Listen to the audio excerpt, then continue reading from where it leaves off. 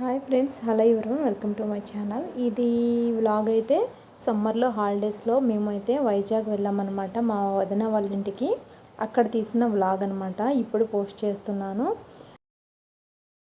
మేమైతే ఫస్ట్ అయితే ఒక ఫంక్షన్కి వెళ్ళామండి. ఆ ఫంక్షన్ నుంచి బీచ్కి అయితే వెళ్ళాము. ఈవినింగ్ ఆ ఫ్యామిలీతో పాటు అక్క వాళ్ళు కూడా వచ్చారనమాట. వాళ్ళతో పాటు మేమైతే బీచ్కి వెళ్ళి ఈ అన్నయ్య తీసుకెళ్లారనమాట. బీచ్కి వెళ్ళాక అటు నుంచి వచ్చేసరికి ఈవినింగ్ అయిపోయింది. ఆ ఈవినింగ్ మేమైతే ఇంటికి వచ్చామన్నమాట. అదిగో అన్నయ్య అయితే అక్కడ ఫ్యాన్ అయితే బిగిస్తున్నాడు కదా.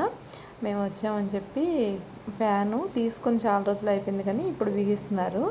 ఇంకా ఇదైతే మరుసటి రోజు మేమైతే సింహాచలం వెళ్ళాలని అక్కడ నుంచి అలా ఇంకా తిరుగుదామని బయటికి వెళ్దామని స్టార్ట్ అవుతున్నాం అనమాట. వదిన అయితే ఉదయాన్నే టిఫిన్ అయితే చేసేసింది.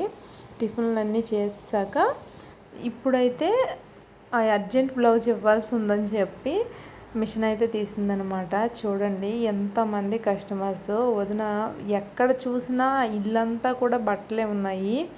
అసలు ఎంత ఫాస్ట్గా కుడుతుందంటే హాఫ్ అన్ అవర్లో ఒక బ్లౌజు కుట్టేస్తుంది అనమాట. ఇదిగోండి ఇవన్నీ కుట్టినవి, కొన్ని కుట్టాల్సినవి కొన్ని. ఇలా వదిన దగ్గర అయితే ఎంబ్రాయిడరింగ్ మిషన్ కూడా ఉందన్నమాట. అందుకని ఎక్కువ కస్టమర్స్ అన్ని బ్లౌజులకి కూడా ఇస్తారనమాట. ఇదిగోండి మేమైతే రెడీ అయిపోయి ఆటోలోనే అన్నయ్య తీసుకుని వెళ్ళారనమాట. మా ఫ్యామిలీ మొత్తంతో మేమైతే ఫస్ట్ సింహాచలం వెళ్ళాము. ఇక్కడికి వచ్చి సింహాచలం వచ్చి చాలా ఇయర్స్ అయిపోయింది. ఇంత దగ్గరలో ఉన్నా కూడా వెళ్ళలేకపోతున్నాం అనమాట. ఈ పిల్లలతో ఇంటి దగ్గర ఉండే వాళ్ళు ఇంకొకరు ఎవరు లేక బయటకైతే ఎప్పుడో కానీ వెళ్ళలేమన్నమాట. ఇలా వెళ్ళేటప్పుడు గుడ్లకు కూడా తిరిగేయాలని నాకుంటుంది. అయితే సింహాచలం గుడి మొత్తం ఇదిగోండి ఇలా చక్కగా ప్రశాంతంగా పచ్చదనంతో కొండలపైన నిండి ఉంటుంది కదా. ఇక్కడ మేము వెళ్ళే ఒక 15 days ముందనుకుంటా ఏదో ప్రమాదం జరిగిందని అన్నారు, గోడ ఏదో పడిపోయిందని. తర్వాత ఇక్కడైతే మేము ఫొటోస్ అవి తీసుకున్నాం అనమాట. ఇక్కడ ఫొటోస్ అవి తీసుకున్న తర్వాత ఇంకా ఇక్కడ నుంచి ఎగ్జిట్ వెళ్ళేటప్పుడు ఇలాంటి ప్రోగ్రామ్స్ అవి అవుతున్నాయి. గుడి లోపలికైతే ఫోన్స్ అయితే అలౌ లేదండి. అంతా మొత్తం మార్చేశారనమాట. ఇంతకుముందు కొన్నాళ్ళ ముందు వచ్చేసరికి వేరేలా ఉండేది. ఇదిగోండి ఇక్కడైతే మా పిల్లలు ఏవైనా కొనమని, ఎక్కడికి వెళ్ళినప్పుడైనా ఏదో ఒకటి కొనమని అడుగుతారు. వాళ్ళ డాడీ అయితే నువ్వే సెలెక్ట్ చేసుకో, నీకు ఇంత అమౌంట్ ఇస్తాను, నువ్వు దాంతో నీకు ఏం వస్తే అది కొనుక్కో, అడిగి బేరం ఆడి కొనుక్కో అని డబ్బులు ఇస్తే ఒక్క వస్తువు కూడా కొనలేకపోయాడండి వాడైతే. అంది పిల్లలకి మనం ఏదో ఒకటి కొనేసి ఇచ్చేస్తే దానికి వాళ్ళకి విలువ తెలియదు అనమాట. వాడు అడగగానే ఇచ్చేస్తే ఏదైనా. అందుకనే వాళ్ళ డాడీ అయితే అలా చెప్పారు. ఇక్కడ మా వదిన అయితే మా వదిన వాళ్ళ పిల్లలు ఏంటి మా మామయ్య ఇలా చేస్తున్నారు అన్నట్టుగా చూశారు. ఇంకా అక్కడ నుండి సింహాచలం నుంచి వచ్చాక హోటల్కి అయితే వెళ్ళాము. ఇంకా బయట తినాల్సి వచ్చిందనమాట. మేమైతే వెజ్, లేడీస్ అయితే వెజ్ తిన్నాము. ఈ జెంట్స్ వీళ్ళందరూ కూడా నాన్ వెజ్ తినేసారనమాట. మా హస్బెండ్ అయితే వెజ్ తిన్నారనమాట. ఇంకా టెంపుల్కి వెళ్ళాం కదా, వెజ్ తిందామని చెప్పి వెజ్ తిన్నారు. ఈ వదిన వాళ్ళ పిల్లలు, అన్నయ్య అందరూ, మా పిల్లలు అందరూ కలిపి నాన్ వెజ్ తిన్నారనమాట. ఇంకా ఇక్కడ నుంచి బయలుదేరాక మేమైతే ఆర్కే బీచ్ దగ్గరికి వెళ్ళామన్నమాట. ఆర్కే బీచ్ దగ్గరికి వెళ్ళి ఆపోజిట్లో ఇక్కడ ఉంది కదా, ఇదిగోండి ఎయిర్ క్రాఫ్ట్, అక్కడికి వెళ్ళామన్నమాట. అక్కడ ఎదురుగా ఇలా కూర్చొని స్వీట్ బాక్స్ తింటూ కూర్చుంటే ఆ ఎదురుగా వచ్చే ఆ చల్ల గాలి, అసలు దాన్ని చాలా బాగా ఎంజాయ్ చేసాము. మా పిల్లలైతే ఇక్కడ కిందన చక్కగా గడ్డి ఉంది కదా, గ్రీన్గా స్మూత్గా, ఇదిగోండి ఇలా దొరలాడారనమాట పిల్లలతో సహా, పెద్దవాళ్ళు కూడాను. మా వాడైతే క్యూబ్ కొన్నాడు, ఆ క్యూబ్తో ఆడుకుంటున్నాడు అనమాట. అదిగోండి ఈ బాల్ అయితే వాడు ఆఖరికి మా వారు కొని పెట్టారనమాట. తర్వాత ఇదిగోండి మేమైతే హెలికాప్టర్ చూడడం కోసం లోపలికైతే వెళ్తున్నాము. ఇక్కడ లోపల ఎంట్రింగ్ అవడం కోసం ఒక్కొక్కరికి 70 రూపీస్ ఎంత తీసుకున్నారండి. అయితే ఇదైతే బాగుంది, చూసాము. ఈ చివరి నుంచి ఆ చివరి వరకు వెళ్ళామన్నమాట. వెళ్ళి అక్కడ వెళ్ళాక మాకైతే హెడ్ ఫోన్స్ అవి ఇస్తున్నారు అని తెలిసి మళ్ళీ మేము రిటర్న్ వచ్చి హెడ్ ఫోన్స్ అవి పెట్టుకొని మళ్ళీ విని మళ్ళీ వెళ్ళామన్నమాట. 2 సార్లు అందులో తిరిగామన్నమాట, ఈ చివరి నుంచి ఆ చివరికి. అంటే ఎక్స్ప్లెయిన్ చేస్తారనమాట, ఏ లాంగ్వేజ్కి ఆ లాంగ్వేజ్. మేము ముందైతే చూసుకోకుండా నార్మల్గా వెళ్ళిపోయామా. ఇదిగోండి మొత్తం కూడా చూస్తూ మాట్లాడుకుంటూ వెళ్ళిపోయాము. ఆ తర్వాత అక్కడ పెట్టారనమాట రియల్గా ఎలా ఉంటుంది అనేది. చాలా బాగుంది.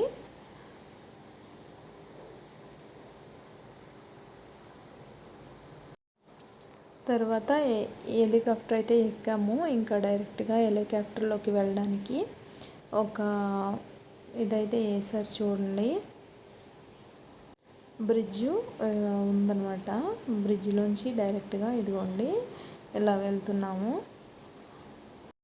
ఇదంతా ఎగ్జిబిషన్ అంతా కూడా చూసేసామన్నమాట. ఇదంతా చూసిన తర్వాత ఇక్కడ నుంచి బయలుదేరి మేము ఫిషింగ్ హార్బర్కి వెళ్ళామన్నమాట. అక్కడైతే చాలా అంటే చాలా బాగుంది, నాకైతే చాలా నచ్చింది అనమాట. ఎందుకంటే నేను ఎప్పుడూ అంత పెద్ద చేపలను చూడలేదండి. అంత పెద్ద చేపలను అయితే నేను అక్కడ చూశాను. అయితే మేము వెళ్ళేసరికి ఇక్కడ చేపలు బోటింగ్కి వెళ్ళొచ్చాయన్నమాట. అయితే ఇంత తక్కువ జనాలు ఉండరంట. సమ్మర్ కాబట్టి ఒక 2 months చేపలు పిల్లలు పెడతాయి, గుడ్లు పొదుగుతాయని చెప్పి బోట్లు అన్నీ కూడా వెళ్ళవంట. ఇప్పుడు మేము వెళ్ళే ఈ సమ్మర్లో 2 months తర్వాత మాత్రం అసలు ఇలా కూడా ఉండదంట, చాలా బిజీగా ఉంటుందట. నేను ఈ చేపలను చూసే ఎంత ఎగ్జైట్ అయ్యానమాట. ఇంకా అసలు నార్మల్ టైంలో అసలు చాలా ఎక్కువ ఉంటాయంట. అయితే ఇప్పుడైతే ఎలాంటి స్మెల్ లేదండి. అప్పుడు ఎక్కువ చేపలు వేటకి వెళ్ళేటప్పుడు మాత్రం ఎక్కువ స్మెల్ ఉంటుందంట. ఇదిగోండి చూడండి ఎంత పెద్ద చేపలు అసలు ఎలా ఉన్నాయో.